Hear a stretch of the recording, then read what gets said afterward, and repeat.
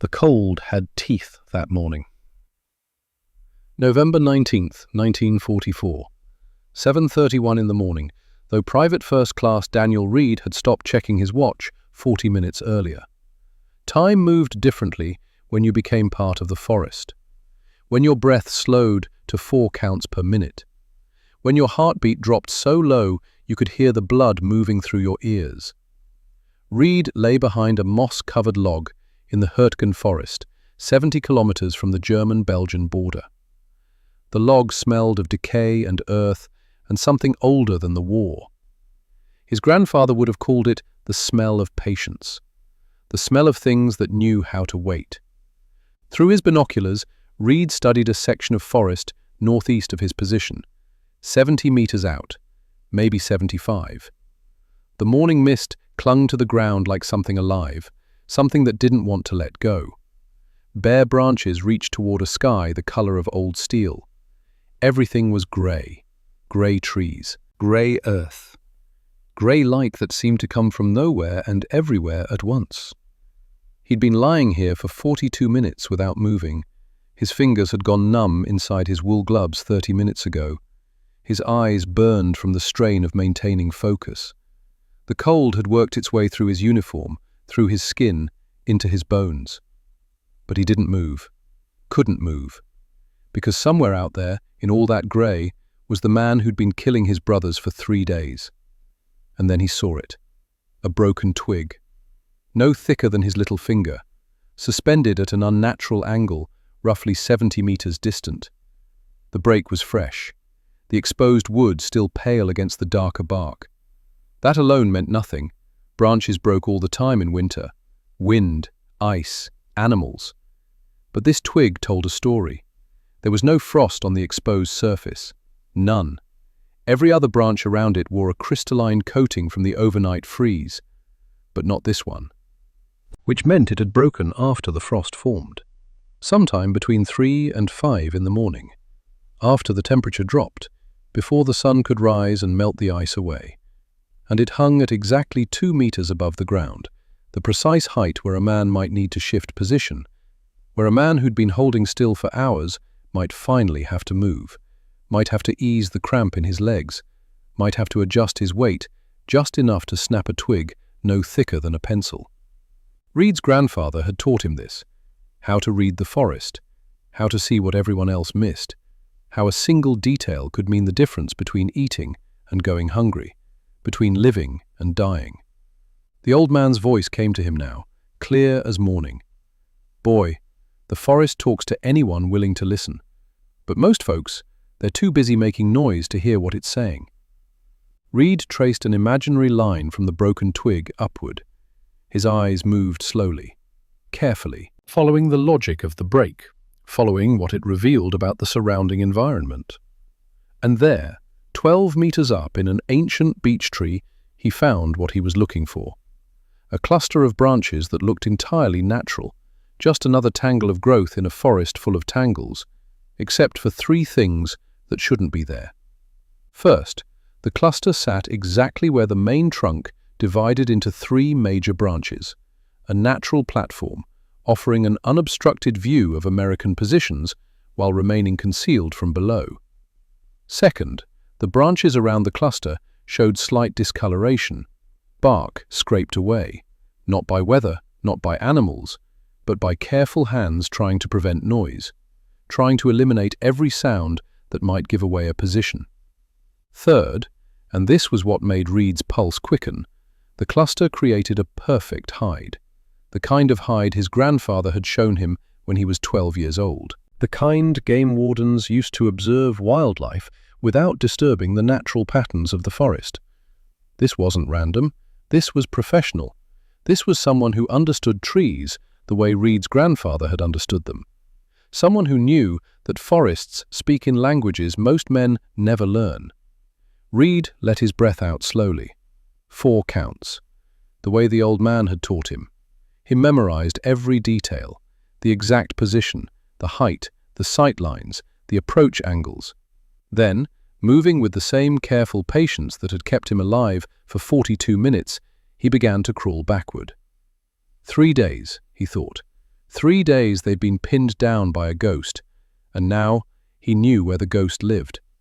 But to understand how he got here, to this moment, lying in the frozen mud of a German forest, with the answer to a question that had cost 11 men their lives, you have to go back. Back to where it started. Back to the morning when Lieutenant Marcus Brennan realized his platoon was being hunted by someone who knew exactly what he was doing. November 17th, 72 hours earlier. The fog that morning had been worse, thicker, the kind of fog that reduced the world to 15 meters in any direction. Beyond that, nothing existed. Just white emptiness and the sound of moisture dripping from bare branches. Lieutenant Brennan stood at the edge of the tree line with his map spread across the hood of a jeep. He was 28 years old and had been commanding 3rd Platoon for exactly 6 weeks. Long enough to learn his men's names. Not long enough to stop checking the map every 5 minutes, like it might change if he looked away. The objective was simple. Advance 2 kilometers through the Hurtgen forest. Secure the road junction on the eastern side. Do it before dark. The briefing officer had made it sound routine, like a training exercise, like something you could accomplish between breakfast and lunch. But that was before the first shot. Brennan checked his watch. 06:15. They'd been moving for exactly 12 minutes when Private Collins went down. The sound of the shot came from everywhere and nowhere, echoing off trees, distorted by fog. Collins dropped like someone had cut his strings. One moment moving forward through the undergrowth, the next moment on the ground, both hands pressed to his left shoulder, blood welling between his fingers. The bullet had missed his heart by 8 centimeters. 8 centimeters. The kind of distance that meant everything. The kind of distance that separated a funeral from a field hospital. Sergeant Victor Hayes was beside Collins before the echo faded. Hayes was 34 years old and had been fighting since North Africa in 1942. He'd seen enough combat to know what panic looked like, what fear smelled like, what it meant when experienced soldiers stopped moving and started scanning the trees with eyes that couldn't find what they were looking for. "Sniper," Hayes said. The word came out flat, matter of fact, the way you might comment on weather. Brennan got his men under cover, behind trees, behind fallen logs, behind anything that might stop a bullet. They waited, watching, listening. But the forest gave them nothing. No muzzle flash, no sound of movement, no indication of where the shot had come from. Just silence and fog, and the knowledge that somewhere out there someone was watching them through a scope. That was how it started.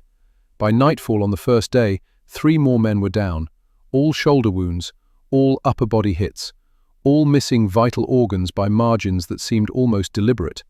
10 centimeters from the heart, 15 centimeters from the carotid, 20 centimeters from the spine. Field medic Thompson started keeping notes, writing down entry angles, wound locations, times of day. He was a quiet kid from Philadelphia who'd wanted to be a doctor before the war. Now he documented trauma instead of studying it, and what he documented didn't make sense. "These aren't kill shots," Thompson told Hayes on the evening of the first day. "Look at the pattern. Upper left quadrant, upper right quadrant, always high, always missing anything that would cause immediate death." "Maybe he's just a bad shot," Hayes said. Thompson shook his head. "No, a bad shot would be random. This is consistent. This is someone who knows exactly where to put a bullet to take a man out of the fight without killing him." Hayes looked at the map, looked at the trajectory markers Thompson had drawn, looked at the pattern emerging from 3 days of being hunted by someone they'd never seen. "What are you saying?" "I'm saying whoever's up there, he's making choices." That was day 1. Day 2 brought 4 more casualties. Same pattern. Dawn to mid-morning. Single shots. Elevated positions. Always from the northeast. Always from someone who refused to show themselves.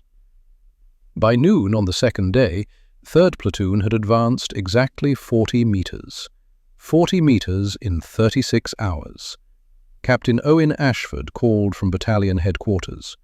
2 kilometers behind the front lines, far enough away that bullets were theoretical rather than actual. His voice came through the field telephone with the kind of irritation that officers get when subordinates fail to accomplish simple tasks on schedule. "Brennan, your platoon is holding up the entire division. We've got units stacked up behind you from here to the border. What's the holdup? Brennan looked at his men, spread out behind whatever cover they could find, watching the trees with eyes that had stopped blinking, jumping at sounds that might be wind or might be death. We've got a problem, sir. I can see that. Your problem is you've moved 40 meters in 2 days. We've got a sniper, sir. Operating from an elevated position, northeast sector. He's got perfect coverage of our advance route. Then take him out. We're trying, sir. We can't locate his position. Ashford's sigh came through the phone like static. Brennan, I've got an entire offensive waiting on you to clear 2 kilometers of forest. Find him. Kill him. Keep moving. In that order. Am I clear? Yes, sir. The line went dead. Hayes had been listening. He didn't say anything. Didn't need to.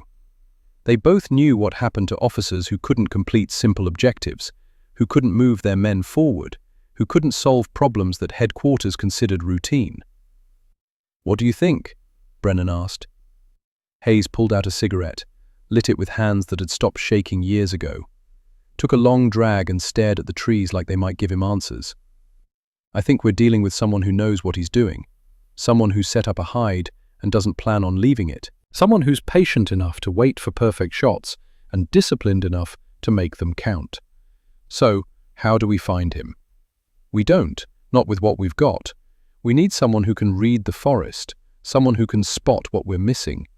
Like who? Hayes looked across the clearing to where Reed sat with his back against a tree. The kid was 22 years old and had been with 3rd Platoon for exactly 2 weeks.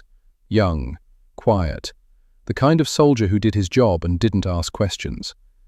But there was something about the way he watched the forest, something about the way his eyes moved, tracking, searching, looking for patterns that others missed. Like him. Daniel Reed had grown up in a place most people never heard of and wouldn't visit if they had. Elkhorn, Montana. Population 287. The kind of town where everyone knew your name and your business and your grandfather's business going back 3 generations. His grandfather, Samuel Reed, had been a hunting guide for 40 years, taking city men into the mountains to kill elk they couldn't track and couldn't clean and couldn't carry, teaching them just enough to make them feel accomplished while doing all the real work himself. It was a living, barely. But during the Depression, barely was sometimes enough. Samuel had taught Daniel everything that mattered: how to move through timber without making sound, how to read animal tracks like other kids read books, how to predict behavior based on wind direction and time of day and the way birds move through the canopy, how to become part of the landscape instead of an intruder in it. Hunting, the old man used to say, ain't about killing, that's just the end of it. Hunting's about understanding, about knowing what the animal knows, about seeing what the animal sees, about becoming the kind of predator that thinks 5 steps ahead instead of reacting to what's in front of you. They'd spend whole days in the mountains without speaking, just moving, observing, learning the language the forest spoke to anyone willing to shut up and listen. Daniel learned that language better than he learned anything in school, better than he learned the prayers his mother insisted he memorize, better than he learned the patriotic speeches that came on the radio about duty and honor and serving your country. He learned that everything in the forest was connected, that a crow's alarm call meant something had disturbed the natural pattern, that scraped bark meant an animal had moved through recently enough to leave sign, that broken branches told stories about weight and direction and whether whatever broke them was moving fast or slow.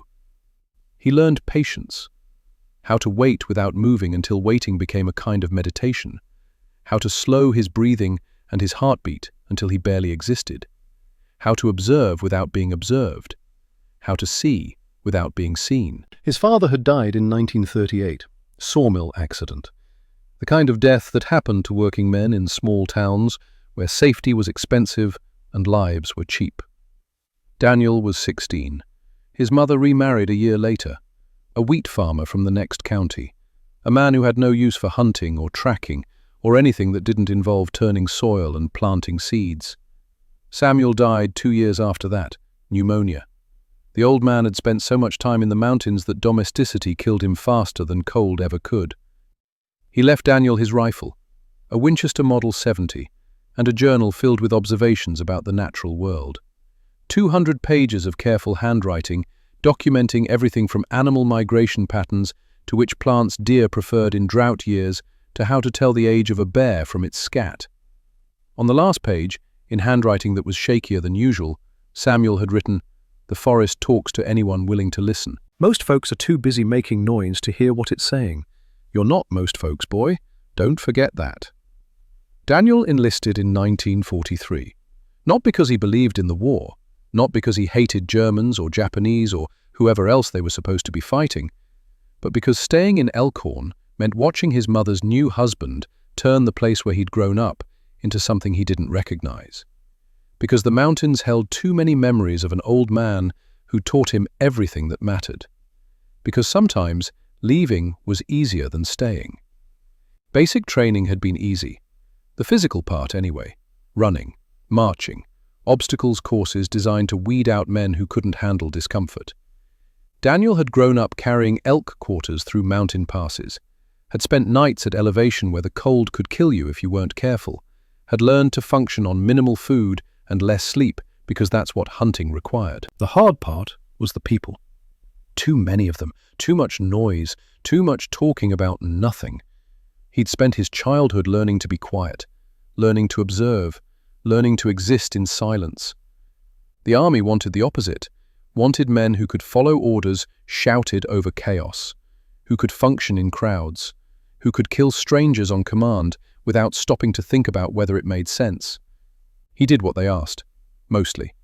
He qualified as a marksman, not because he particularly cared about shooting paper targets, but because his grandfather had taught him that if you were going to shoot something, you should hit what you aimed at. Anything else was disrespectful to whatever you were hunting. They assigned him to 3rd Platoon in October of 1944, shipped him to Europe with 1,000 other replacements, dropped him into a forest that looked nothing like Montana, but smelled exactly the same. Earth, pine, decay. The fundamental scent of places where things grew and died and grew again. The other men called him Mountain Boy, sometimes Montana, always with the kind of friendly condescension that soldiers used for anyone who seemed different, who seemed too quiet, who seemed to be watching when everyone else was talking. Corporal Everett Morrison was the worst. Morrison was the best shot in the platoon, expert ratings at every qualification, the kind of soldier who made everything look easy and made sure everyone knew it. He had opinions about everything and shared them freely whether anyone asked or not. "You ever actually shoot anyone, Mountain Boy?" Morrison asked on Daniel's 3rd day with the unit. "Or you just good at killing deer?" Daniel didn't answer, just kept cleaning his rifle with the kind of careful attention his grandfather had insisted on. Every part disassembled, every surface checked, every mechanism tested. The rifle was a tool. Tools deserved respect. "I'm talking to you." Daniel looked up, met Morrison's eyes, held them, didn't say anything. "What's the matter? Cat got your tongue?" "No."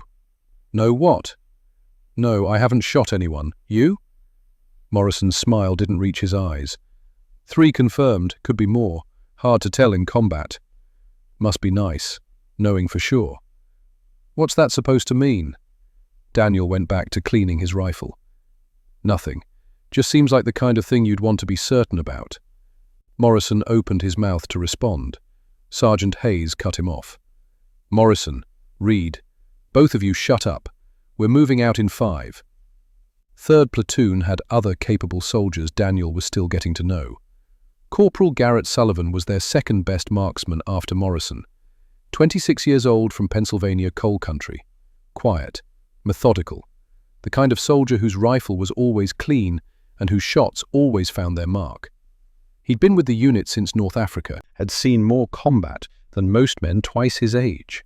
Never complained, never hesitated, just did his job with the kind of steady competence that kept people alive. Private Dorian Fletcher was different entirely. Before the war, he'd worked theatre in New York, understudying on Broadway in productions that never quite made him famous. Now he used those performance skills for military purposes, creating diversions, simulating troop movements, making noise that sounded like entire platoons preparing to advance. The men called him the actor. Fletcher didn't mind, said every role was practice for the next one, even roles that involved getting shot at. That was before the sniper, before 3 days of being pinned down by someone they couldn't see and couldn't hit, before 11 men went down with wounds that seemed designed more to frighten than to kill, before Hayes looked at Daniel and saw something the others missed. On the evening of the second day, Daniel noticed something. A crow had landed on a branch roughly 80 meters northeast of their position. The bird had touched down, paused for exactly 2 seconds, then launched itself back into the air with an alarm call that echoed through the trees. The kind of call that meant danger, that meant something had violated the natural rhythm of the forest. The crow hadn't been startled by American positions. The bird had landed, had time to assess, then reacted to something else, something that shouldn't have been there. Daniel marked the location in his mind. Northeast. 80 meters. Elevated position. Somewhere in the canopy where a bird would notice, but a man on the ground might miss. He didn't say anything, not yet, because he'd learned that observations needed to accumulate before they became useful. That one detail meant nothing, but 3 details, 4 details, 5 details building on each other. That was how you solved problems. The next thing he noticed was bark, scraped in a pattern that didn't match animal movement. Too regular, too deliberate, marking a path up the trunk of a large tree. The kind of path someone might create over multiple days of climbing, of ascending to a position they planned to occupy for a while. The third thing was the silence, not natural silence, but the kind of silence that happened when the forest knew something dangerous was present, when birds stopped singing, when small animals stopped moving, when the normal sounds of the woods got swallowed by an awareness that something predatory was hunting. Daniel knew that silence, had learned to recognize it when tracking elk with his grandfather. The old man called it pressure, the weight that apex predators put on an environment just by existing. Cougars did it. Bears did it. Men with rifles did it. 3rd Platoon had that pressure, but so did something else, something northeast, something in the canopy. Hayes found him on the morning of the 3rd day, November 19th, 05:30, before dawn, before the fog had started to lift. Daniel was awake, had been awake for an hour, watching the forest wake up, cataloguing sounds, building a picture of what belonged and what didn't. "Reed." "Sergeant." "Got a minute?" "Yes, Sergeant." Hayes sat down beside him, pulled out a cigarette, offered one. Daniel shook his head. Hayes lit his own and took a long drag. "You grew up hunting, right?" "Yes, Sergeant." "You any good at it?" "Good enough." "What's that mean?" "Means we ate most winters. Means my grandfather kept his reputation. Means I learned what needed learning." Hayes nodded, took another drag, let the smoke out slowly. "This sniper we're dealing with, he's good, better than good. He knows what he's doing, knows how to pick a position and hold it, knows how to take shots without giving himself away. We've been trying to spot him for 3 days, can't find him." Daniel didn't respond, just waited. Hayes wanted something, would get to it eventually. "Lieutenant thinks maybe you can see something we're missing, thinks maybe those hunting skills translate." "Maybe. You notice anything? Anything that doesn't fit?" Daniel thought about the crow, the scraped bark, the silence that felt like weight. "Northeast," he said finally. "Somewhere elevated, probably 12 to 15 meters up. He's been there a while, long enough to mark his position, long enough for the forest to adjust to him." Hayes stared at him. "You sure about that?"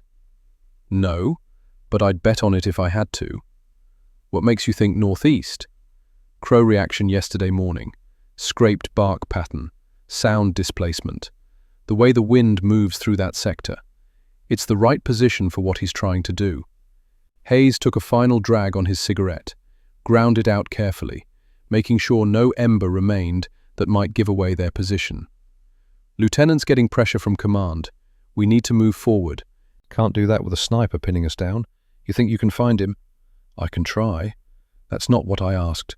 Daniel looked at the forest, at the grey light starting to filter through bare branches, at the mist that clung to the ground like something that didn't want to let go. "Give me an hour," he said. 1 hour of complete stillness. No movement, no sound, just me watching that sector. I'll either find him or I won't, but I need quiet to do it. You'll be exposed. Less than if we keep advancing blind. Hayes thought about it. 20 seconds that felt longer, then nodded. "I'll talk to Brennan. You get your hour.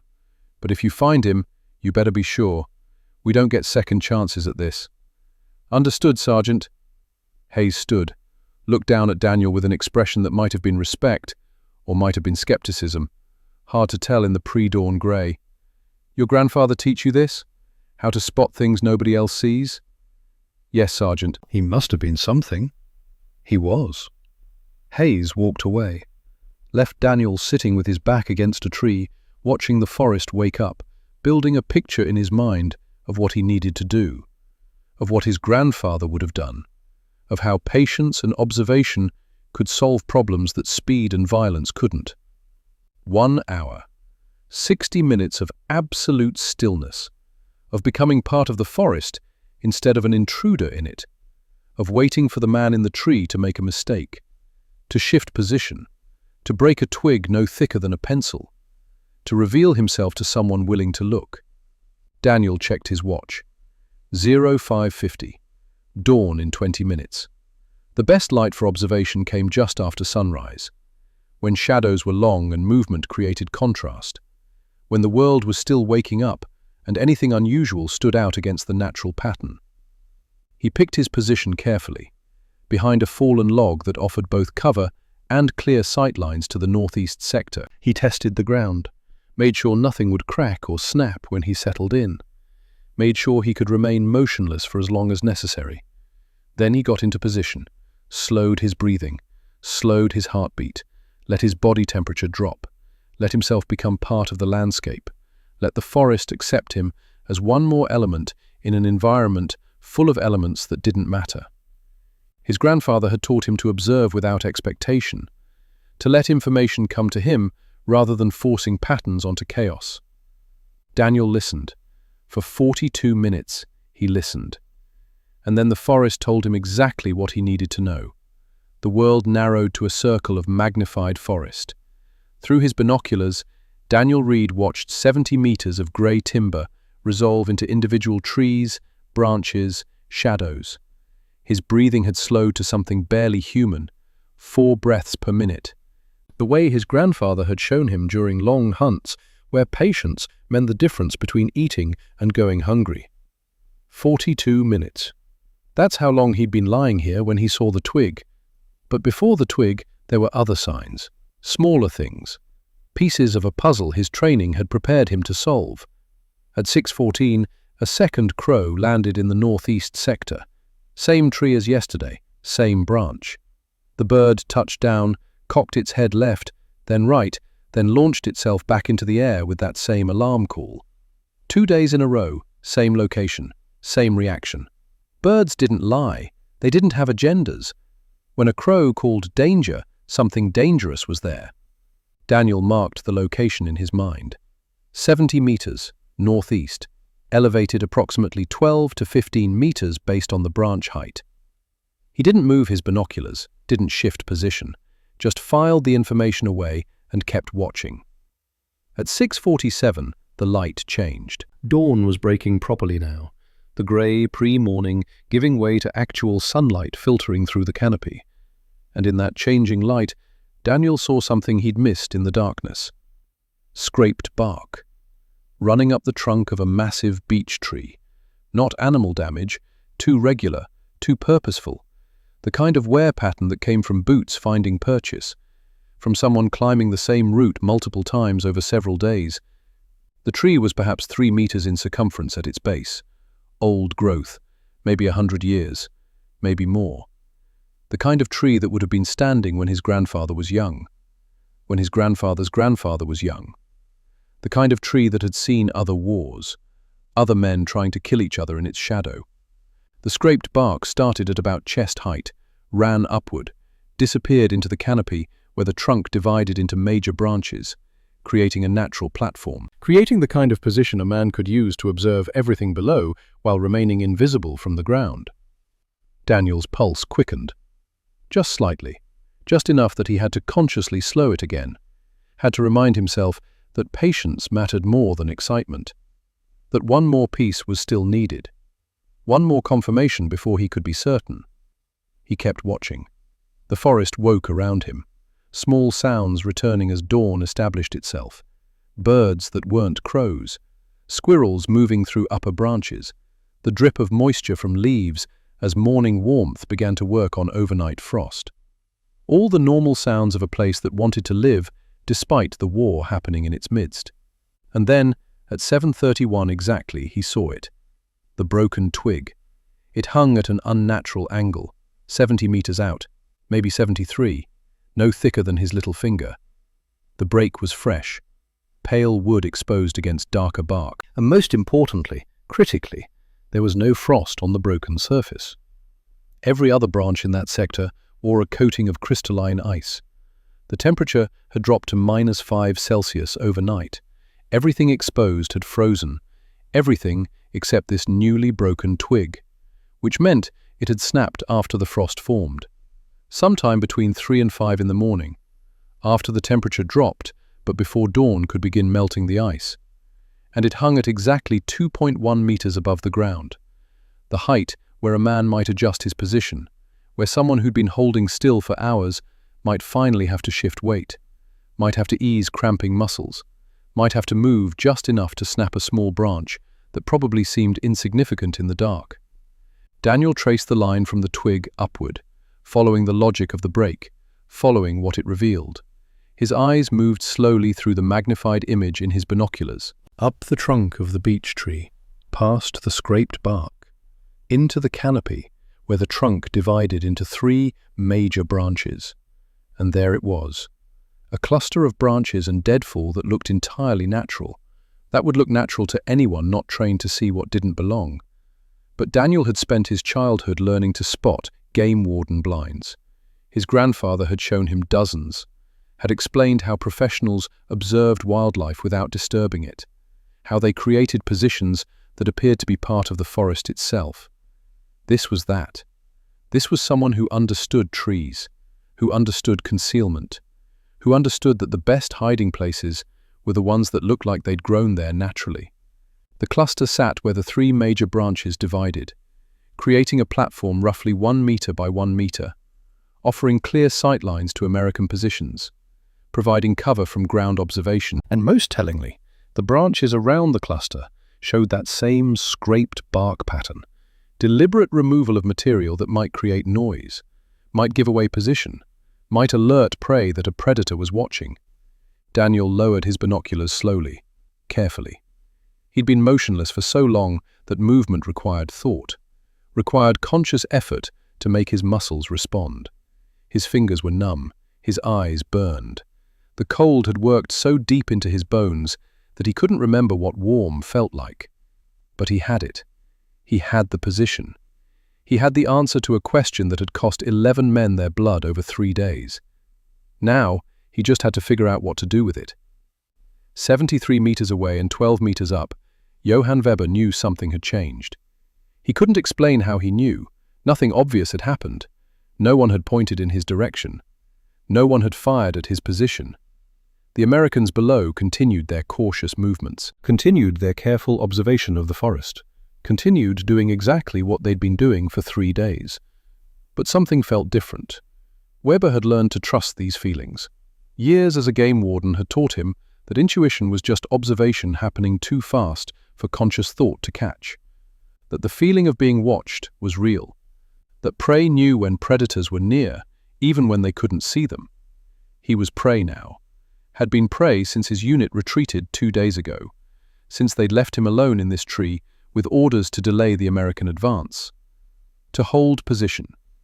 To keep firing until relieved, or until the position became untenable. The relief never came. Weber shifted slightly, testing his legs. They'd gone numb again. The cold and the cramping and the endless hours of maintaining the same position had turned them into dead weight. He needed to move. needed to restore circulation before he lost feeling entirely, before his legs stopped working altogether, and he fell from this tree like some broken thing that had outlived its purpose. He'd broken that twig at 3 a.m, hadn't meant to, had been adjusting position, had felt the snap through his boot, had frozen, hoping it was small enough that no one would notice, hoping that in a forest full of broken twigs, one more wouldn't matter. Now he wasn't sure. Johann Weber was 23 years old. Before the war, he'd managed wildlife in the Bavarian forest near Passau. His father had been regional forest manager. His grandfather had held the same position before that. 3 generations of men who understood trees, who understood conservation, who understood that forests were living systems deserving respect and careful management. The military had taken those skills, had twisted them, had turned knowledge meant for protecting life into tools for taking it, had made him into something his father would barely recognize, something his grandfather would have disowned. He'd been in this tree for 4 days.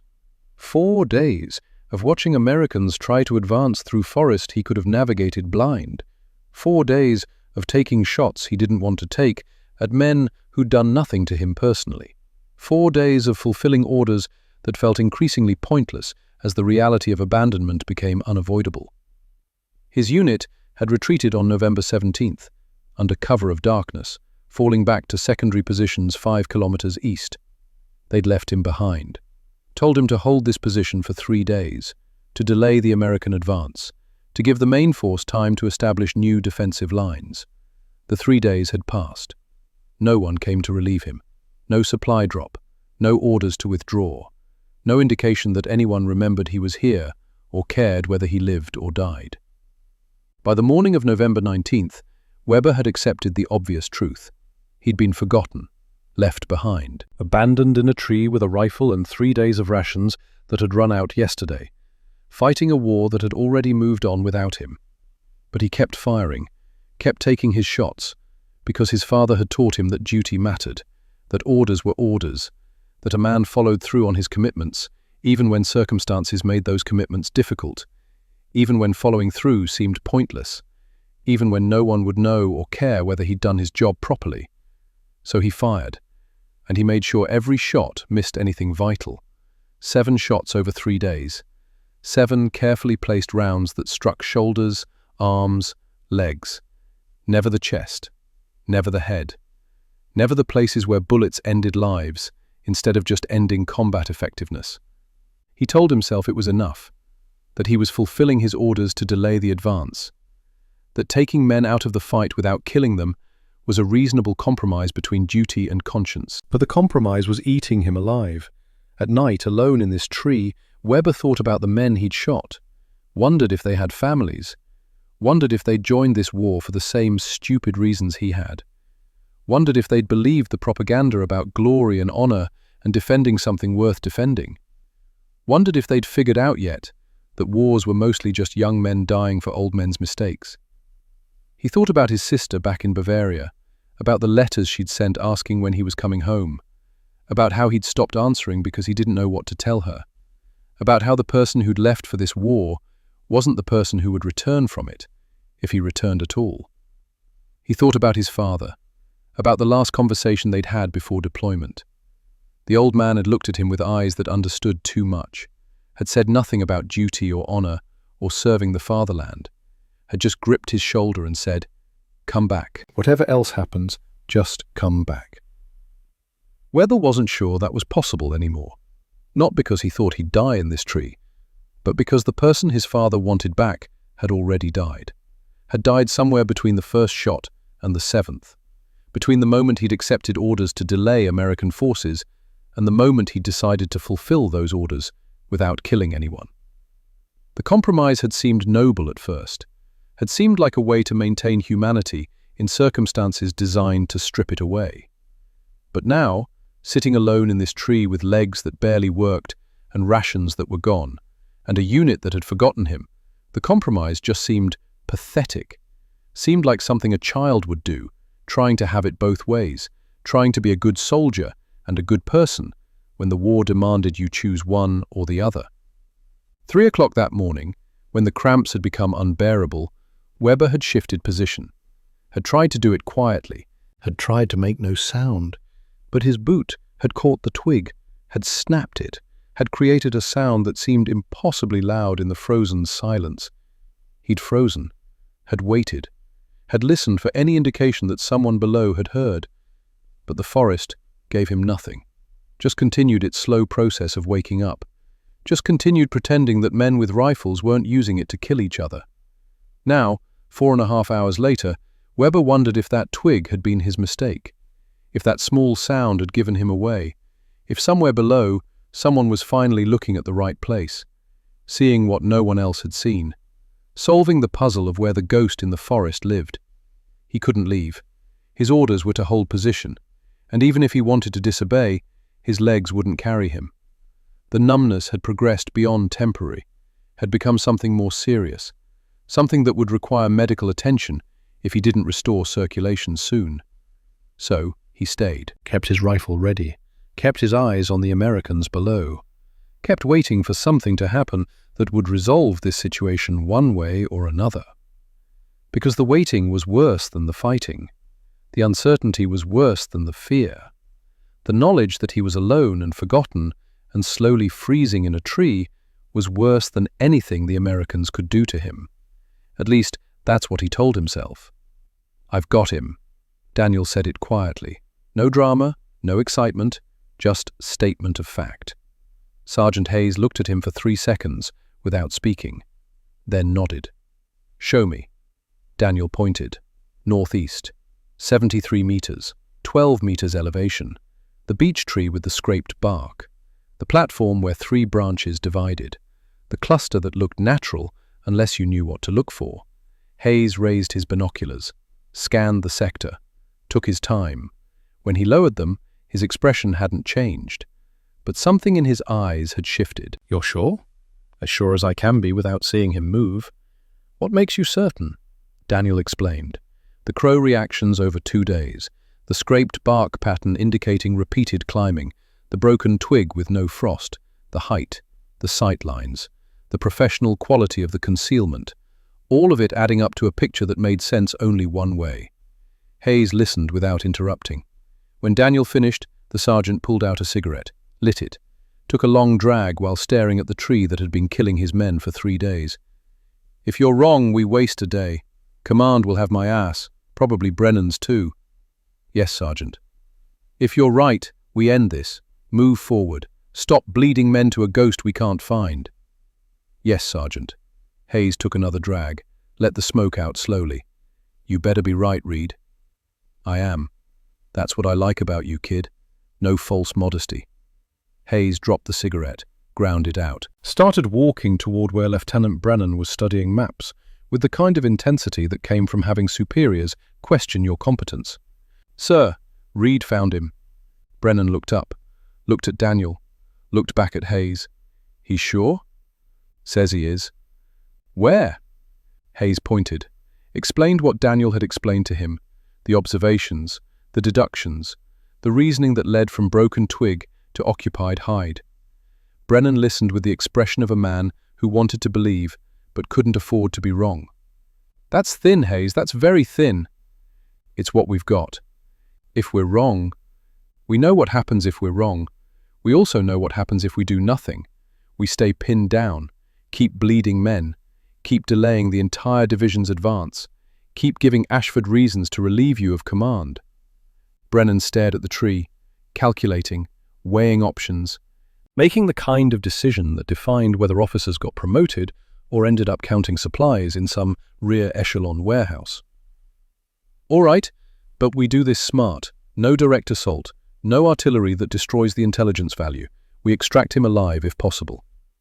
"Psyops?" "Psyops. Get Ashford on the phone. Tell him we need a specialized team, loudspeakers, interpreters, the full package." Hayes moved toward the field telephone. Brennan turned to Daniel. "You better be right about this, Private." "Yes, sir." "How confident are you? Percentage?" Daniel thought about his grandfather, about all those days in the Montana mountains learning to read sign, about learning to trust observations built from multiple sources of information. 90%, sir." That's not 100. Nothing in war is 100%, sir, but I bet my life he's up there. You already are betting your life. You're betting all our lives. Yes, sir, I know. Brennan studied him for another moment, then nodded. Get some rest. If we're doing this, we're doing it right. That means waiting for the specialized team to arrive, means planning every detail, means making sure that if your German is up there, we give him every reason to surrender instead of fight. Understood, sir. And Reed? Sir? Good work. Whether you're right or wrong, that was good observation. Thank you, sir. Daniel moved back to his position behind the log. Everett Morrison was there, waiting. The corporal's expression was complicated, part respect, part resentment, part the kind of realization that came when someone you dismissed proved more capable than you wanted to admit. So, Mountain Boy finds the ghost. Maybe. Hayes seems to think you did. Hayes is willing to take a chance. Doesn't mean I'm right. Morrison pulled out his canteen, took a drink, offered it to Daniel. Daniel accepted. The water was cold enough to hurt his teeth. I was wrong about you, Morrison said. About the hunting thing being different from the war thing. Turns out maybe it's not so different after all. Hunting's mostly waiting, observing, patience. So's war, when it's done right. Yes. Morrison took his canteen back, capped it, looked at the tree that might hold the enemy that might have been killing them. If he's up there, if you're right, what do you think he's thinking right now? I think he's scared. Scared? He's been shooting at us for 3 days. Doesn't mean he's not scared. Probably means he's more scared. Taking shots without knowing if we'll figure out where he is. Waiting alone. Wondering if anyone's coming to relieve him. Wondering if he matters at all. Morrison considered that. You sound like you feel sorry for him. I don't feel anything about him. I don't know him. But if I was in his position, I'd be scared. If we get him out of there alive, you want to meet him? The man who shot our guys? Daniel thought about it. Thought about his grandfather teaching him to respect the animals they hunted. To acknowledge that killing required recognition of what was being killed. That nothing with a heartbeat should die without being seen, without being known. Yeah, he said finally. I think I would. The team arrived at 10:30. 6 men with equipment that looked out of place in a combat zone. Portable loudspeakers, leaflets printed in German. Psychological operations specialists who fought with words instead of weapons. And 2 interpreters. Staff Sergeant Henrik Müller and a private whose name Daniel didn't catch. Müller was 46 years old, had immigrated from Germany to America in 1936, had watched his homeland slide into something unrecognizable, had volunteered for service not because he believed in fighting Germans, but because he believed in stopping what Germany had become. The distinction mattered to him. He spoke German like someone who'd left home but never stopped thinking about it, with the kind of fluency that comes from dreams still conducted in your first language. He'd be the voice, the one trying to convince a man in a tree that surrender was survival and continuation both. Lieutenant Brennan briefed the team, showed them Reed's observations, explained the logic, the pattern of shots, the professional quality of the hide, the fact that no one had been killed despite multiple opportunities. We think he's been abandoned, Brennan said. His unit retreated 2 days ago. He's been alone since then, still following orders, still taking shots, but probably wondering if anyone remembers he's here. Müller nodded. Abandoned soldiers are unpredictable. Some fight harder. Some give up. Some just wait for someone to make a decision so they don't have to. Which kind do you think he is? The kind who hasn't killed anyone despite having the skill to do so. That tells me something about his character, about his limits, about what he's willing to do and what he's trying to avoid. So we appeal to that. We appeal to everything. His sense of duty completed, his survival instinct, his basic human desire not to die alone in a tree for a cause that's already moved past him. They planned for an hour, worked out the approach, the timing, who would say what and when, how to give the man in the tree every possible exit that preserved his dignity while ending the standoff without more bloodshed. Garrett Sullivan would provide covering fire from 40 meters south, his rifle trained on the hide, ready to shoot if necessary, hoping it wouldn't be. Dorian Fletcher would create a diversion 50 meters south of the target position. Fletcher had worked in theatre before the war, had understudied on Broadway for productions that never quite made him famous. Now he'd use those skills to simulate preparation for an advance, make noise, move visibly, draw attention away from the real approach. Reed and Hayes would move from the northwest, below the sniper's sight line, using terrain and careful movement to reach the base of the tree without being detected. They'd verify occupation, confirm that Reed's observations were accurate, and if everything went according to plan, they'd be in position to take the German into custody when he came down.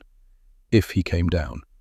At 11 o'clock exactly, they synchronized watches, checked equipment, made sure everyone understood their role, made sure everyone knew what success looked like and what failure would mean. Brennan looked at Daniel. "You ready for this?" "Yes, sir." "You'll be exposed. If he decides to fight instead of surrender, you'll be directly below him." "I understand." "Hayes will be with you. Follow his lead. He's done this before." "Yes, sir." Hayes moved beside him. The sergeant's face showed nothing. No fear, no excitement, just the calm that came from having survived enough combat that survival became reflex instead of luck. "Stay low, move slow. When I stop, you stop. When I move, you move. No improvisation, no heroics. We're just gathering information and providing support if he comes down. Understood?" "Understood, Sergeant." "Good. Let's go see if Mountain Boy knows what he's talking about." They moved out at 11:15. The operation that would end with either confirmation or failure, with either a prisoner who could provide intelligence or another day pinned down by a ghost they couldn't find. Reed crawled through mud that smelled like decay and metal and things that had died here before the war and would die here after. Hayes moved ahead, silent, professional. A shadow that knew how to exist without being observed. 90 meters. That's how far they had to travel. 90 meters that might as well have been 900. Every meter exposing them to the possibility that Reed was wrong, that the hide was empty, that the German had moved, that 3 days of observations had added up to nothing but coincidence and wishful thinking. 20 minutes. That's how long the crawl took, moving less than 5 meters per minute, stopping every few seconds to listen, to observe, to make sure the forest hadn't changed, that the man in the tree hadn't spotted them, that they weren't crawling toward their own deaths. At 30 meters from the tree's base, Reed saw the rope. It was secured to the trunk with knots he recognized from his grandfather's teachings, professional climbing knots, the kind that held weight but could be released quickly, the kind game wardens used when they needed to ascend to observation positions and descend in a hurry if wildlife behavior changed. The rope was well worn, showing use over multiple days, confirming that whoever was up there had been climbing this same route repeatedly, had established this position and committed to it. Hayes saw it too, made a hand signal, "Keep moving." 20 meters from the base, Daniel saw the boot marks, pressed into bark, following the same path as the rope. Size 42 German issue, based on the depth and pattern, belonging to someone who weighed approximately 75 to 80 kilograms, someone who'd made this climb enough times that the bark had worn away, that the tree itself showed evidence of repeated use. Hayes signaled again, "Stop." They were close enough now, close enough to see what needed to be seen. Hayes pulled out a small mirror, used it to flash coded messages back to Brennan's position.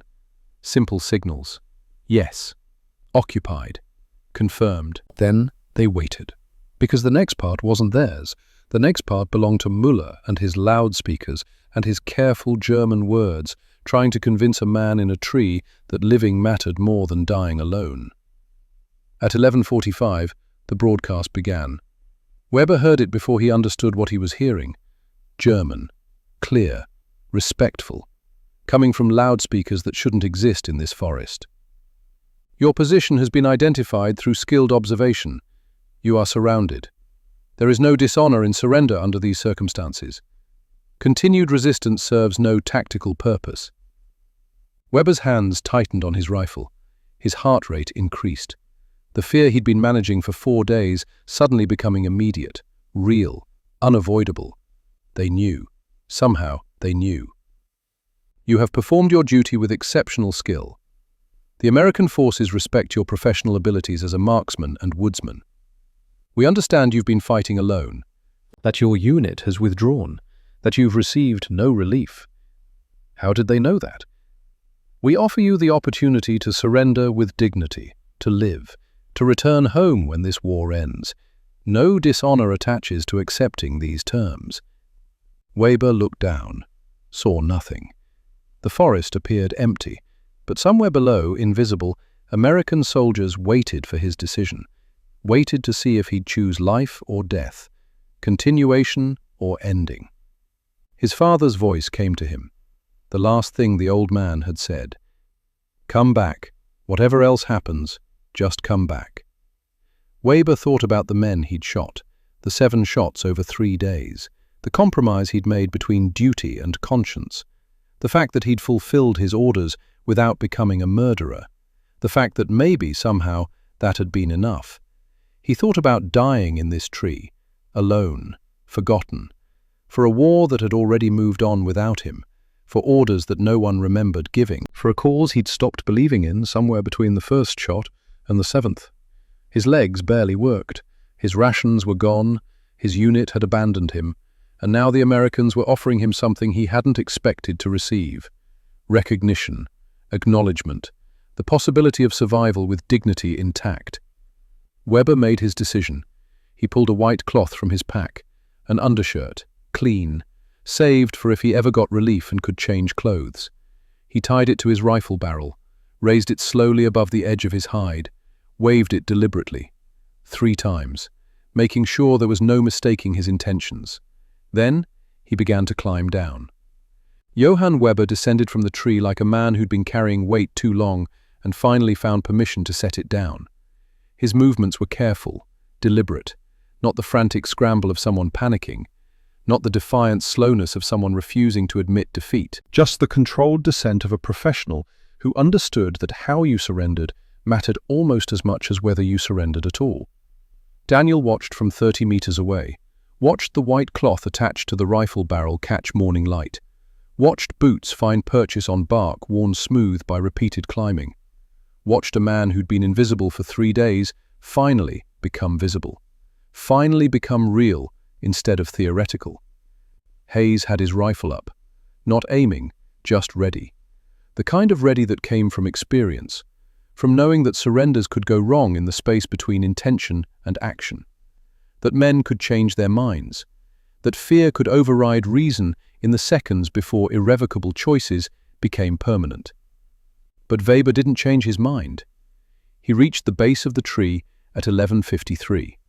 Stood there for a moment with the rifle held away from his body, making it clear he wasn't a threat, making it clear his decision was final, making it clear he wanted to live more than he wanted to keep fighting. Hayes moved first, emerging from cover with his weapon trained but not threatening, professional, respectful, the kind of approach you'd use with someone dangerous who'd chosen not to be dangerous anymore. Weapon. Place it on the ground, slowly.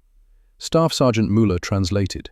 Weber complied, set the carabiner 98K down carefully, stepped back, raised his hands not in surrender exactly, but in acknowledgement that the situation required certain gestures, certain demonstrations that he understood the rules. Daniel stood. His legs protested after 90 minutes of being motionless.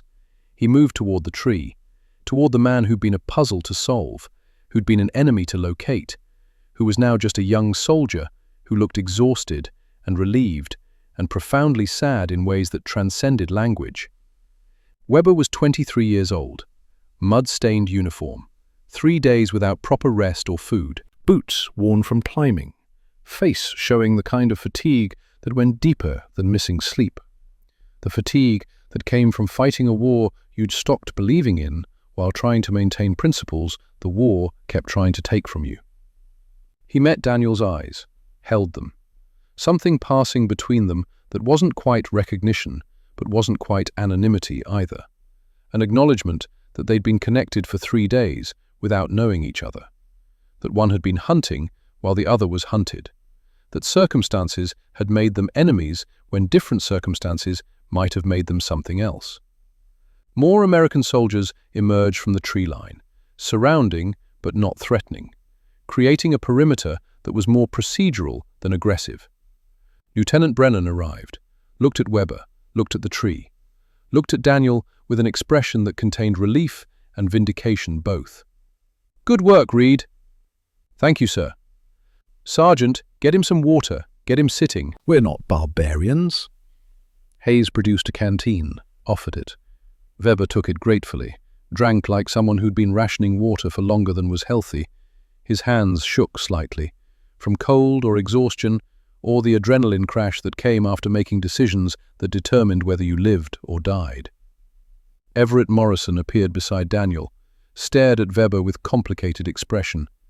This was the man who'd shot their friends, who'd pinned them down for 3 days, who'd made them feel helpless and exposed and constantly at risk. But he was also just a kid, just another soldier caught in something bigger than himself, just someone trying to survive circumstances he hadn't chosen. "He doesn't look like much," Morrison said quietly. "No. You really found him by watching a twig." "The twig was just the last piece. There were other signs. Still, that's something." Weber was speaking now, through Müller, answering questions in German that got translated into English. His voice was steady, factual. No defiance but no apology either, just someone stating truth because lying seemed pointless. He says his unit withdrew 2 days ago, 48th Infantry Division. They were ordered to fall back to positions near the Ruhr River. He was left as rear guard. Orders were to hold this position for 3 days and delay your advance. "Did he receive orders to withdraw after 3 days?" Müller asked. Weber shook his head, responded, "No. No contact since the withdrawal. No supply drop. No relief. No indication anyone remembered he was here." Brennan's expression darkened, not at Weber, at the situation, at command structures that forgot about men, that left them behind with orders but no support, that turned soldiers into abandoned problems instead of resources worth retrieving. "Ask him about the shots, why no one died." Müller translated. Weber looked down at his hands, at the water canteen, at anything except the Americans surrounding him. When he spoke, his voice was quieter, the words coming slower. He says, "He fulfilled his duty to delay your advance, but he saw no reason to kill when wounding accomplished the same tactical objective. He says the men he shot have families, like he has family. He says he did what he was ordered to do, but he tried to do it without becoming a murderer." Silence followed that. The kind of silence that came when people encountered moral complexity where they'd expected simplicity. When the enemy revealed himself to be human. When the clear lines between right and wrong started looking blurry. Hayes spoke first. "He could have killed us all." "Yes," Müller said, "he could have. But didn't." "No. That's honor. Twisted by war, but still honor." Brennan cleared his throat. "We need intelligence. Ask him about defensive positions, minefields, artillery emplacements, anything that can help us move forward without walking into traps." Müller asked. Weber looked up. Met Brennan's eyes, seemed to make another decision, another choice between the soldier he was supposed to be and the person he actually was. He spoke for 10 minutes straight. The intelligence that poured out of Johann Weber that morning changed everything. He described 17 minefield locations with the kind of detail that came from someone who'd helped lay them, gave coordinates, explained patterns, drew maps in the mud showing where paths were safe and where single missteps would turn men into casualties. He identified 8 artillery observation posts, explained their coverage zones, described how German forward observers coordinated fire missions, provided information that would let American forces move through sectors without drawing attention from guns that could devastate entire platoons. He detailed 12 supply caches, ammunition, food, medical supplies, places where German units had pre-positioned resources before falling back, places that contained materials that could be captured instead of requiring resupply from American logistics. He outlined 46 defensive positions across 15 kilometers of front, explained the logic behind their placement, described fields of fire, identified weak points, provided the kind of comprehensive tactical picture that would have taken weeks of reconnaissance to assemble through observation alone. Captain Ashford arrived from battalion headquarters at 1400 hours, listened to the translated intelligence with an expression that shifted from skepticism to disbelief to something approaching awe. This wasn't just useful information, this was operational gold. This was the kind of intelligence that changed timelines, that saved lives, that turned grinding advances into rapid breakthroughs. Why? Ashford asked. Why is he telling us this? Muller translated the question. Weber's answer came without hesitation. He says the war is over for him. He says holding information will only cost lives on both sides, German and American both. He says he's killed no one. He'd prefer to save lives now, if that's possible. He says maybe that can balance what he's done. Maybe not, but it's what he can offer. Ashford looked at Brennan, at Hayes, at Daniel, at the tree that had held their enemy for 4 days, at the rope still hanging from professional knots, at the evidence of someone who'd done his job with skill while trying to maintain humanity in circumstances designed to destroy it. Get this information to division immediately. Every unit commander needs to see these positions. We can bypass 3 major strongpoints if this intelligence is accurate. And if it's not accurate, Brennan asked, then we'll know soon enough. But I don't think he's lying. Men who deliberately miss kill shots don't typically lie about mine locations. Weber was taken to a holding area behind the lines, given food, given medical attention for minor frostbite and circulation problems in his legs, given treatment that was correct if not warm, professional if not friendly, the kind of handling that acknowledged his cooperation while recognizing he'd still been shooting at American soldiers 3 hours earlier. Daniel watched him go, watched a young man who'd been a puzzle become a person, who'd been an enemy become something more complicated, someone who'd made choices that didn't fit clean categories, who'd tried to find a middle path between duty and conscience and had probably satisfied neither completely. You want to talk to him? Hayes asked. Before they transport him to the POW facility? Daniel considered it, thought about his grandfather's teaching, about respecting what you hunted, about acknowledging the kill, even when the killing was metaphorical rather than literal. Yeah, I do. They brought Weber back 20 minutes later. Muller came too, ready to translate, ready to facilitate a conversation between a man who'd found a position and a man who'd occupied it, between someone who'd observed and someone who'd been observed, between enemies who shared more common ground than ideology would ever admit. Weber stood when Daniel approached, not at attention exactly, but with the kind of posture that indicated respect, recognition that the American private had done something remarkable, had seen what no one else had seen, had solved a puzzle that should have been unsolvable. Ask him how I found him, Daniel said to Muller. I want to know if I'm right. Muller translated.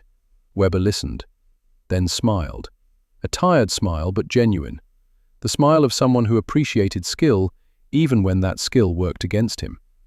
He explained about the leg cramp, about 3 a.m, about shifting position after 6 hours of forced stillness, about the twig breaking, about hoping it was too small to matter, about worrying all morning that maybe it wasn't. He wants to know what gave him away.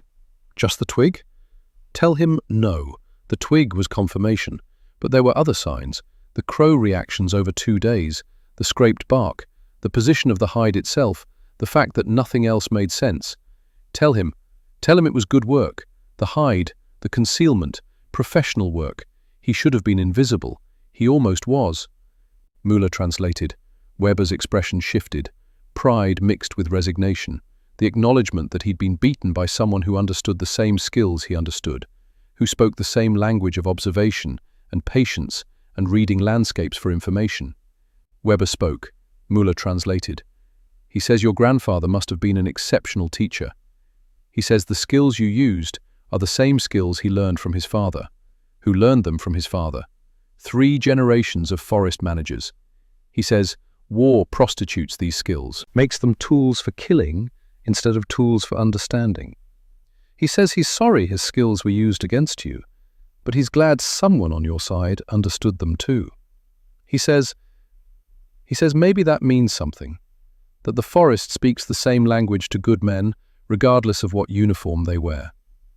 Daniel felt something tighten in his chest, recognition that this man understood things most soldiers never would, that circumstances had made them enemies when any other timeline might have made them friends, that they'd been connected by knowledge that transcended conflict. Tell him I understand. Tell him I'm glad he chose to come down. Tell him I hope he makes it home when this is over. Muller translated. Weber nodded, extended his hand. Daniel took it. They shook once, firmly, an acknowledgement between professionals, between people who understood that skill deserved respect even when employed in opposition. Then Weber was gone. Transported to a POW facility in Belgium. Removed from the forest that had been his home and his prison both. Beginning a journey that would eventually lead back to Bavaria and the forests where he'd learned everything that mattered. The intelligence Weber provided proved accurate. Over the next 7 days, 2nd Infantry Division used his information to bypass 3 heavily fortified positions that would have cost dozens of lives to assault directly. They moved through sectors he'd identified as safe, avoided minefields he'd mapped, called artillery on positions he'd described with precision that suggested he'd helped establish them. The casualty count told the story. In the week following Weber's capture, American forces in that sector suffered 33 casualties, 11 killed, 22 wounded. In the week before his capture, operating without his intelligence, the same advanced distance had cost 94 casualties, 41 killed, 53 wounded. The mathematics were simple. Weber's information had prevented approximately 61 casualties, had kept 30 additional men alive who would have died attempting to take positions that could now be bypassed, had kept 22 men from wounds that would have ended their war and possibly their lives. But the impact extended beyond American casualties. German forces occupying the positions Weber described suffered heavily when American artillery found them with accuracy that seemed impossible. When American infantry appeared from unexpected directions. When defensive plans that should have been secret proved to be completely known to the enemy.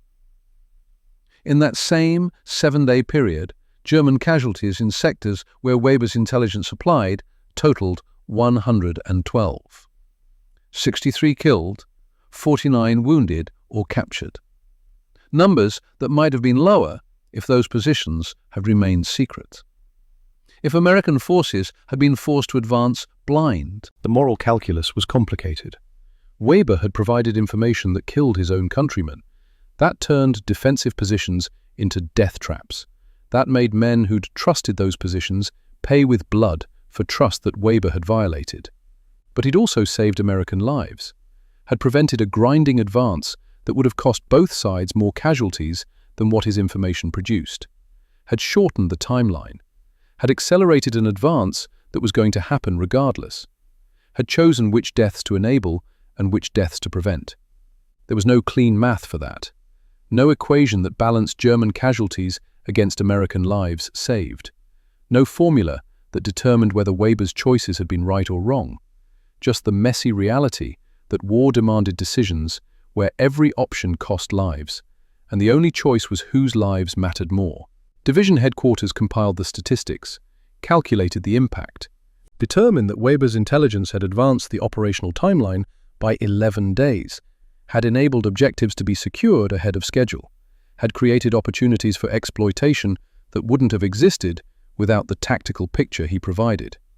Captain Ashford's report specifically credited Daniel Reed's observation skills with breaking a dangerous stalemate, with identifying a sniper position that conventional methods had failed to locate, with initiating the sequence that led to intelligence gathering that changed the entire sector's operational dynamics. On November 26th, exactly 1 week after finding the broken twig, Daniel received a Bronze Star. The citation read, "For meritorious achievement in connection with military operations against an armed enemy." Private First Class Reed's exceptional observational skills and patience under fire led to the identification and neutralization of an enemy sniper position that had pinned down friendly forces for 3 days. His actions directly contributed to the success of subsequent offensive operations and prevented significant casualties.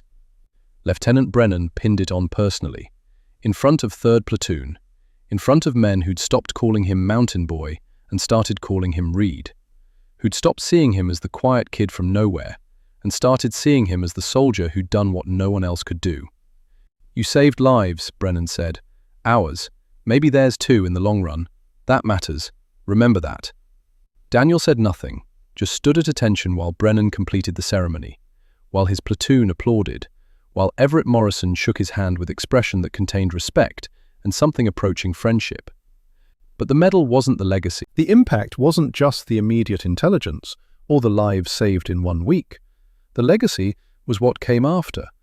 What Daniel's observations became once they moved beyond one forest and one sniper and one broken twig. Lieutenant Brennan's after-action report detailed everything. The methodology Daniel had used, the patient observation, the systematic scanning of grid patterns, the attention to anomalies that others dismissed, the integration of multiple details into comprehensive understanding, the willingness to invest time in stillness rather than rushing toward action. He called it the stillness method, a protocol for forest reconnaissance that prioritized observation over movement, that recognized patience as tactical advantage rather than waste of time, that understood forests communicated information to anyone disciplined enough to listen.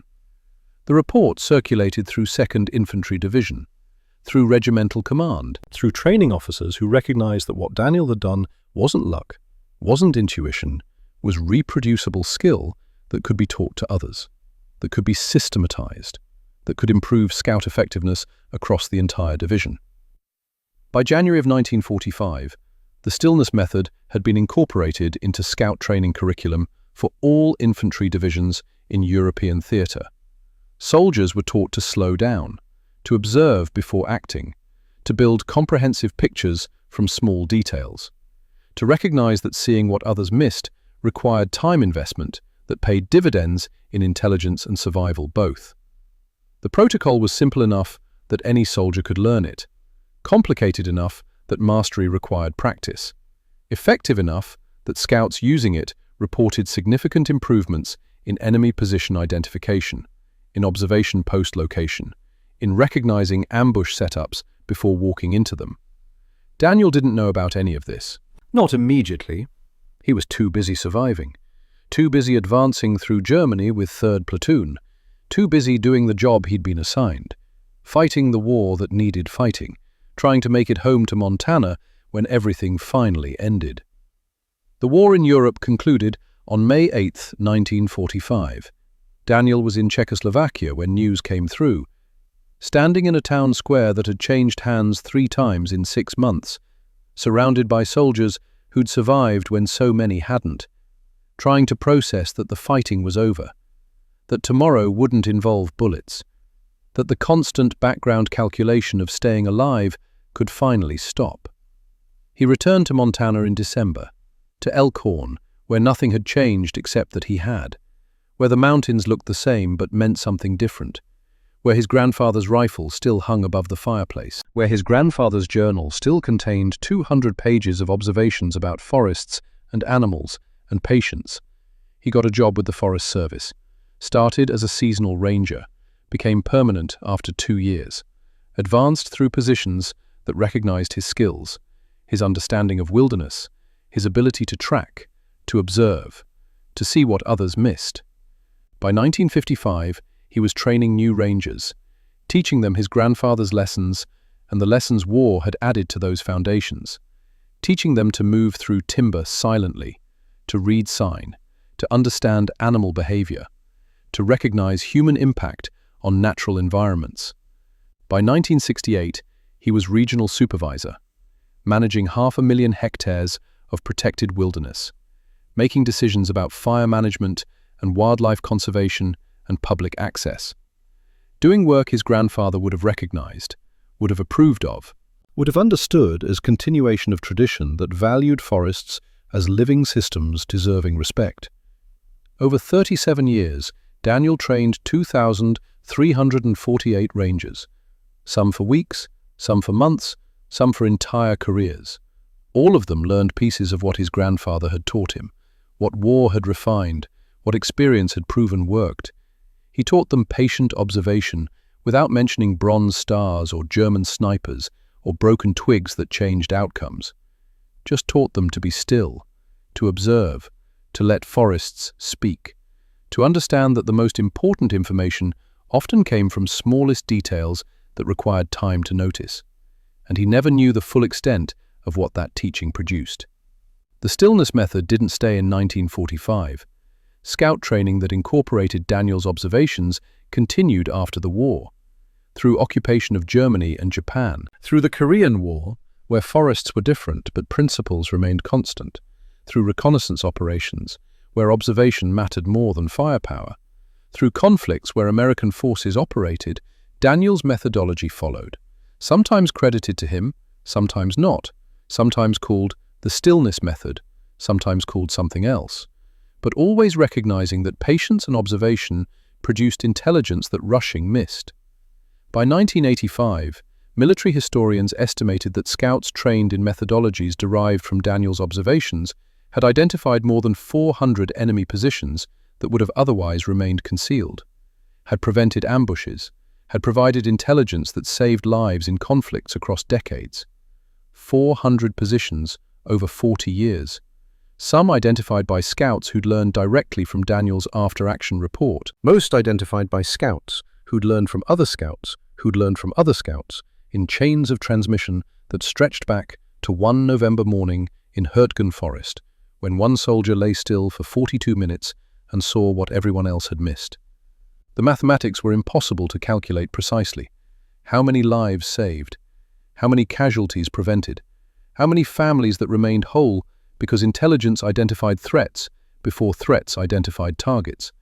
But the estimates ranged from 300 to 700 American lives preserved through better reconnaissance across 40 years of operations. And that didn't count the teaching Daniel did directly. The 2,000 rangers who learned to observe forests professionally, who carried those skills into careers managing wilderness, protecting environment, teaching others what they'd learned, creating multiplicative effects that extended far beyond military applications into conservation and forestry, and understanding ecosystems as living systems requiring patient attention.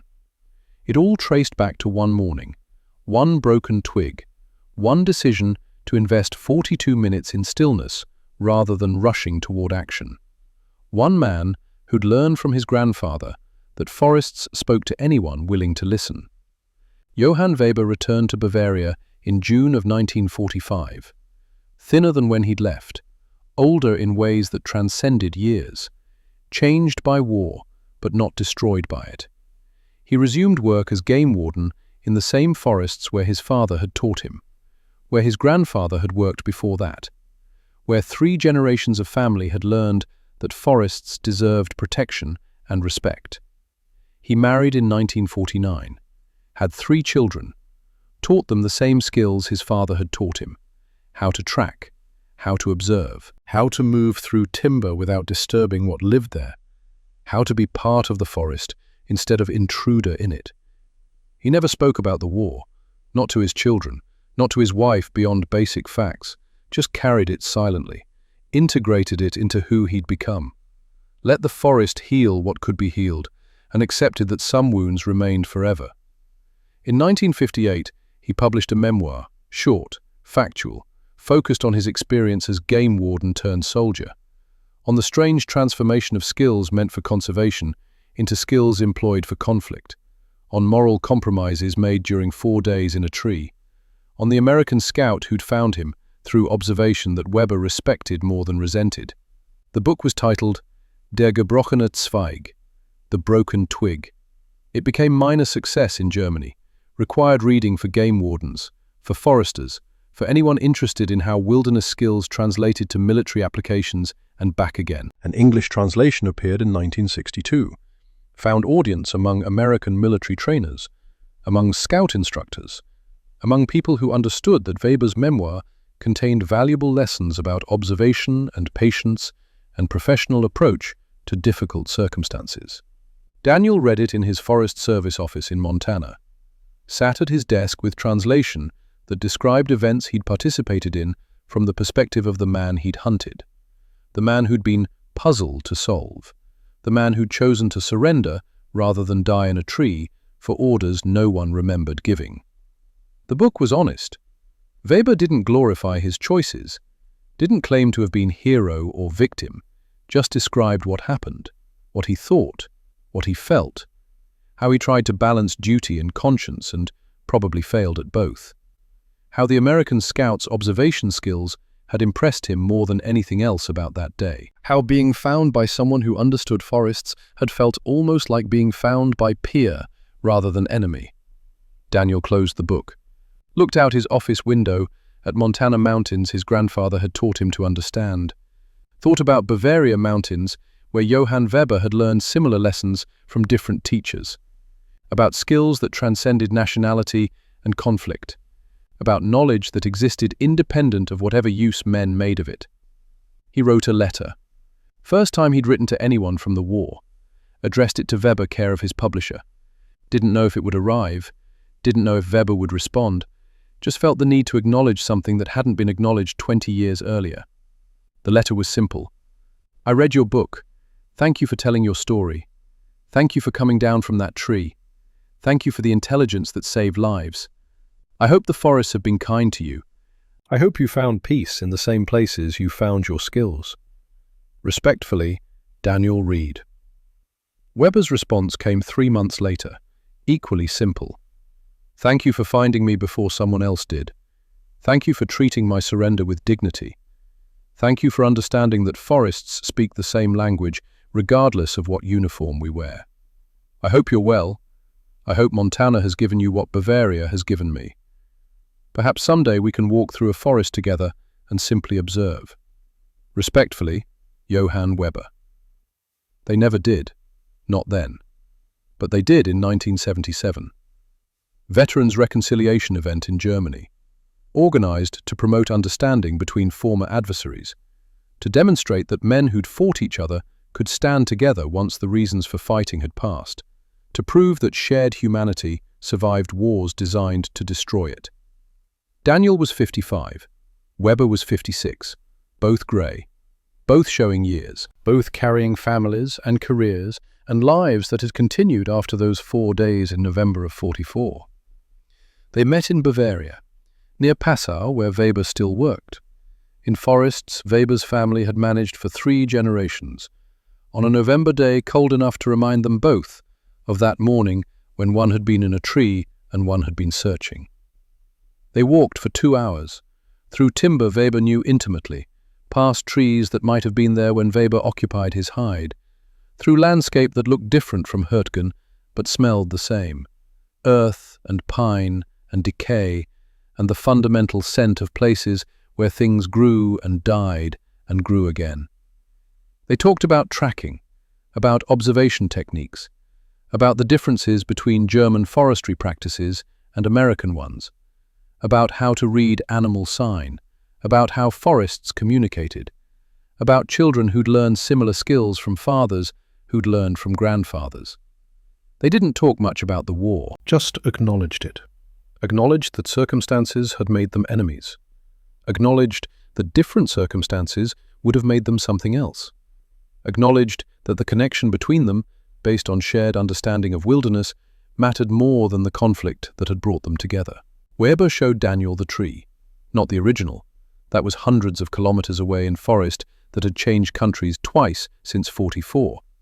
But a similar beach, similar height, similar platform where trunk divided into major branches, similar position where someone could observe everything while remaining concealed. Would you have found me again? Weber asked through translator they'd brought.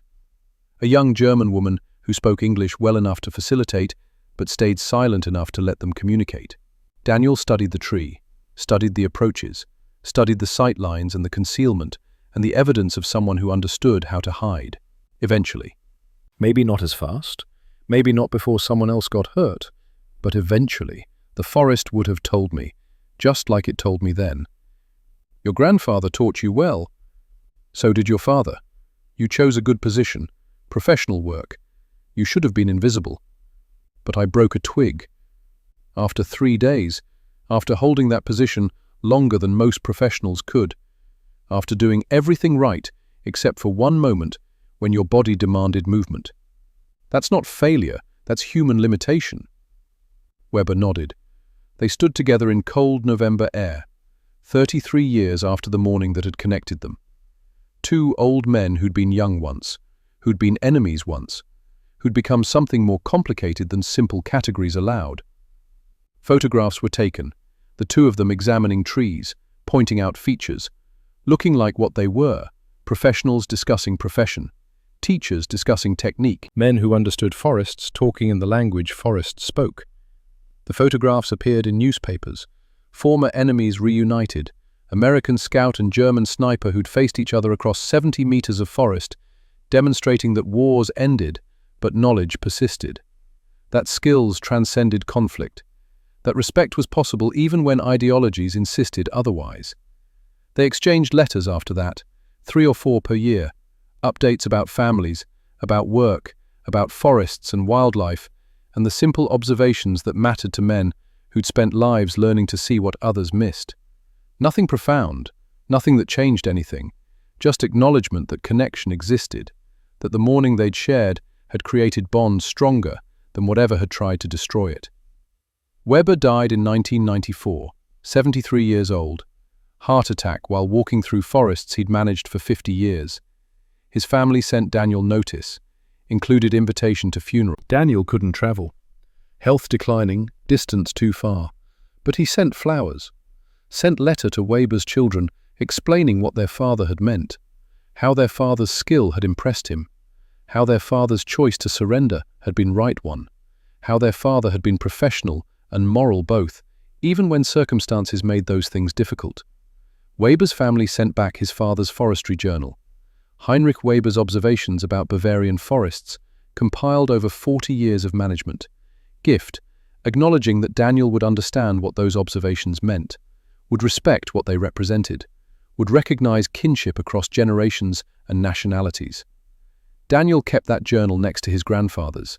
2 volumes, 2 languages, 2 forests, 2 traditions. Same fundamental understanding that forests spoke to anyone willing to listen. Same respect for living systems, same patience, same observation, same recognition that the smallest details mattered most. Daniel Reed died in 2003, 81 years old, complications from pneumonia, in hospital in Missoula, surrounded by family who'd heard stories about the war, but never really understood what those stories meant. Who knew he'd won medals but didn't know why? Who knew he'd been scout but didn't know what that involved? His obituary in local paper mentioned his Bronze Star, mentioned 37 years with Forest Service, mentioned training programs he'd developed, mentioned that he'd been respected by colleagues and effective in his role, and had contributed to conservation efforts that protected Montana wilderness. It didn't mention the stillness method, didn't mention the 400 enemy positions scouts trained in his methodology had identified over 40 years. Didn't mention Johann Weber, or broken twigs, or the morning he'd lain still for 42 minutes and changed outcomes. But Fort Benning knew. The infantry school maintained records, maintained a documentation of tactical innovations that had proven effective, maintained recognition of soldiers whose contributions extended beyond immediate combat actions into systematic improvements in how other soldiers performed similar tasks. Daniel's after-action report from November 1944 remained required reading for scout training. His methodology remained core curriculum. His example remained standard by which observation skills were taught and evaluated.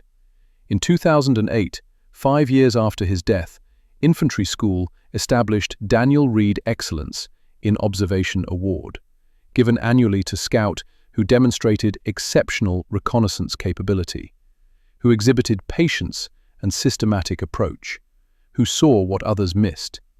The award citation quoted his grandfather's journal. "The forest talks to anyone willing to listen. Most folks are too busy making noise to hear what it's saying." The first recipient was Daniel's grandson, James Reed, 24 years old, recently graduated from scout training, where he'd learned methodologies his grandfather had developed without knowing his grandfather had developed them, where he'd been taught to be still, to observe, to integrate details, to let environments communicate. When they told him about the award, about his grandfather's role, about the morning in Hurtgen Forest, about the broken Twig and the German sniper, and the intelligence that changed operational timelines, James understood something that hadn't been clear before, understood why his grandfather had insisted on teaching him to track, to observe, to move through Montana wilderness without disturbing it, to read sign, to be patient, to understand that the most important information often came from smallest details that required time to notice. Understood that what seemed like simple hunting lessons had been something more. Had been transmission of knowledge across generations, had been continuation of tradition that valued observation and patience and respect for living systems. Understood that his grandfather had been teaching him to see what others missed, to solve problems through patient attention rather than rushed action, to recognize that stillness was strength rather than weakness. James accepted the award on his grandfather's behalf, stood at podium in front of scout instructors and students and visiting officers, held plaque that recognized Daniel Reed's contributions to reconnaissance methodology, felt weight of legacy he hadn't known he carried. "My grandfather never talked about the war," James said, "never mentioned medals or missions or anything he'd done, just taught me to hunt, taught me to track, taught me to be quiet in forests and observe what was there. I thought those were just skills for hunting elk. Turns out they were skills that saved lives." That changed how soldiers operate. That matter beyond what one man did in one forest on one morning. He paused, looked at the plaque, at his grandfather's name engraved on metal that would remain in infantry school trophy case alongside other soldiers whose contributions merited permanent recognition. He used to say the forest talks to anyone willing to listen, that most folks are too busy making noise to hear what it's saying. I understand now why that mattered to him, why he wanted to make sure I learned it, why he spent so much time teaching me to be still, to observe, to see what's actually there instead of what I expect to see. James looked out at the audience, at scouts who would carry these lessons forward, who would teach other scouts, who would create chains of transmission, extending forward the same way chains had extended backward, from Daniel, through his grandfather, through whoever had taught his grandfather. Thank you for recognizing what he did. Thank you for making sure these skills continue. Thank you for understanding that one morning in 1944 still matters in ways that extend far beyond that morning. The applause was respectful, professional, the kind of acknowledgement military communities gave to their own, to soldiers who'd done difficult things well, who'd contributed beyond what was required, who'd left legacies that outlasted them. The beech tree in Hurtgen Forest survived until 1973. Old age and disease finally brought it down after standing for perhaps 2 centuries.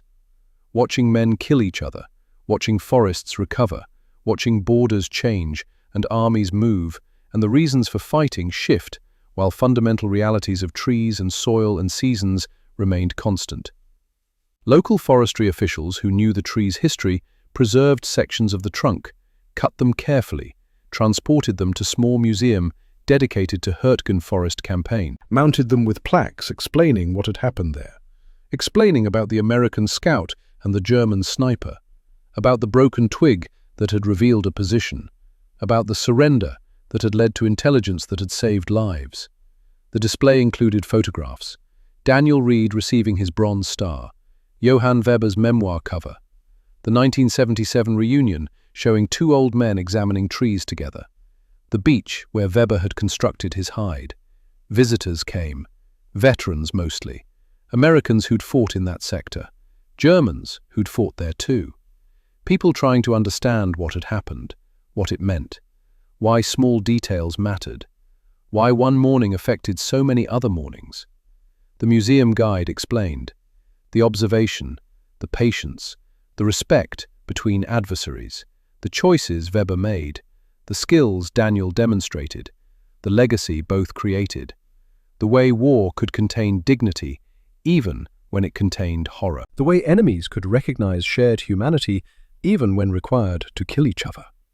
Most visitors listened politely, looked at displays, moved on to other exhibits, other stories, other moments from a war that had too many moments to properly remember.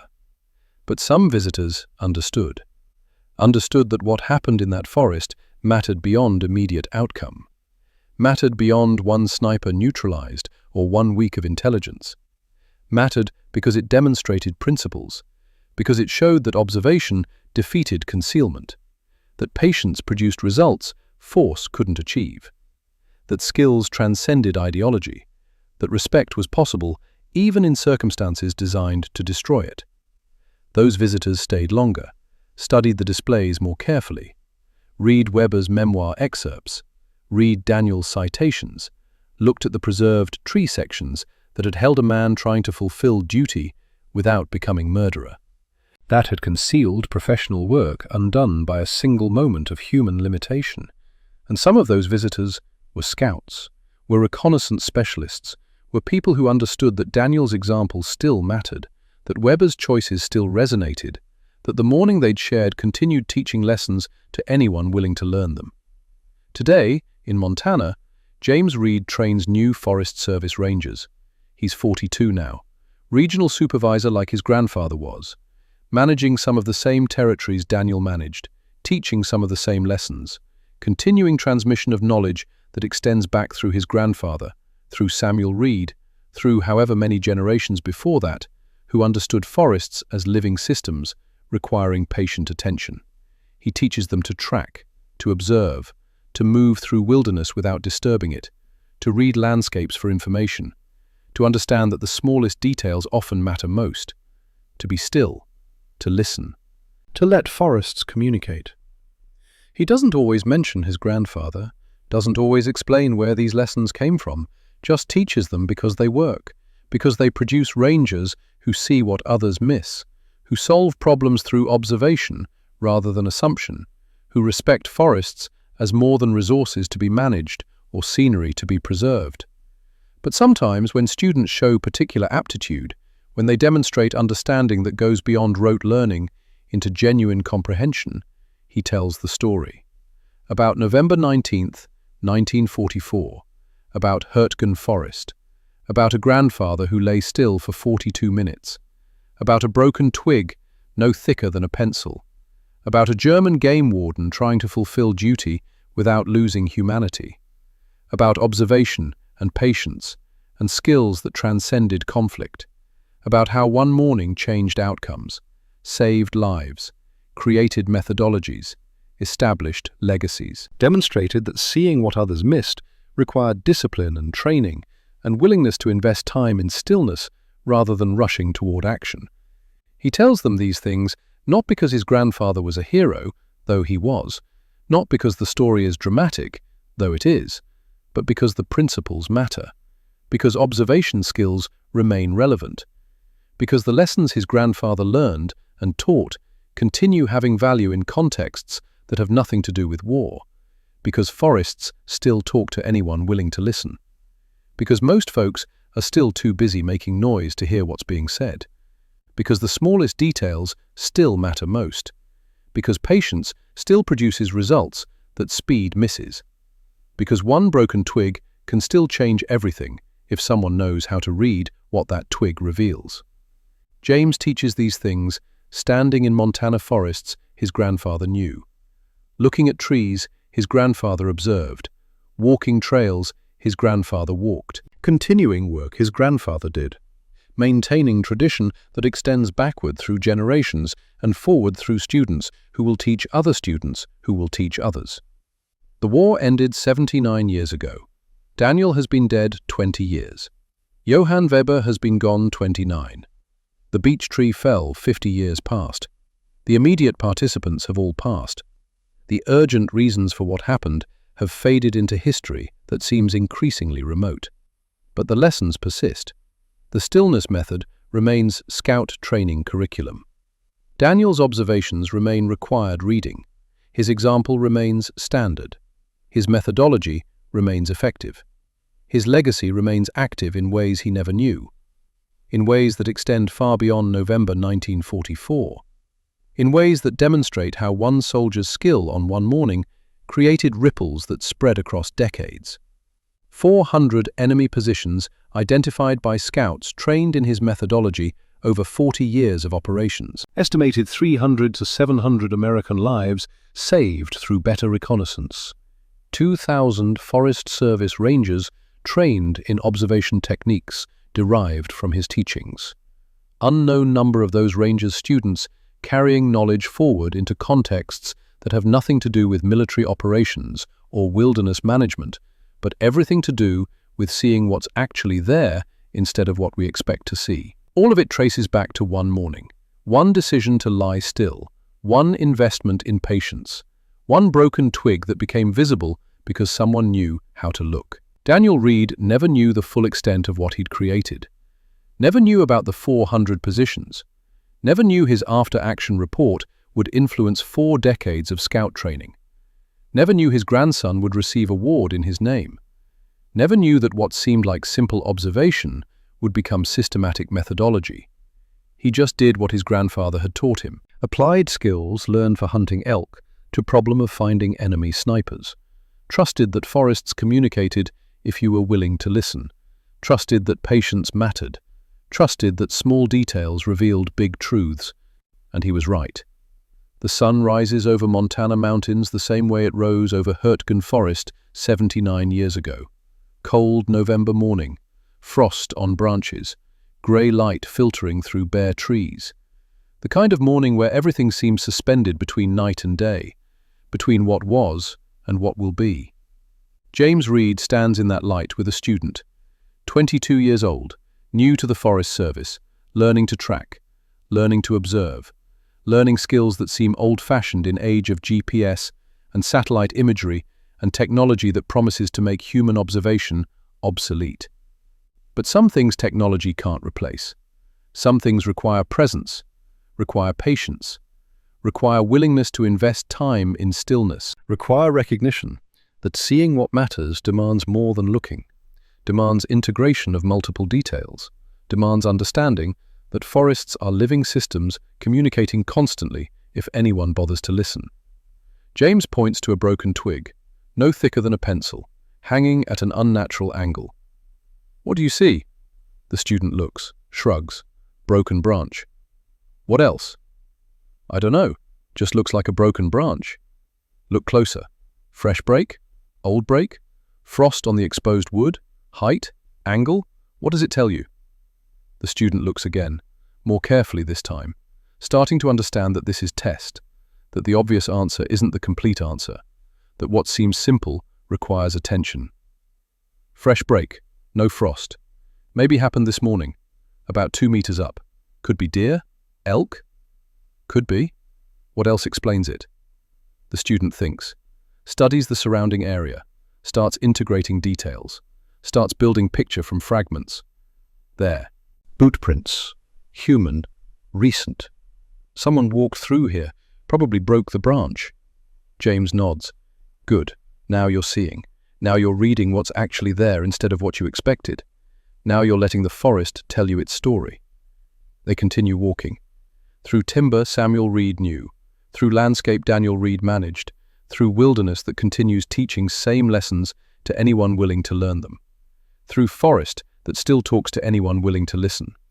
Behind them, the broken twig hangs at its unnatural angle.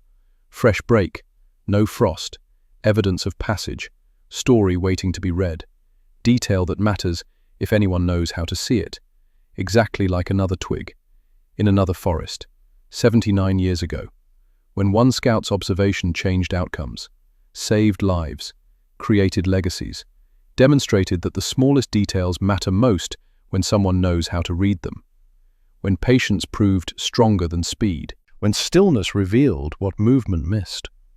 When 42 minutes of observation solved a problem 3 days of searching couldn't.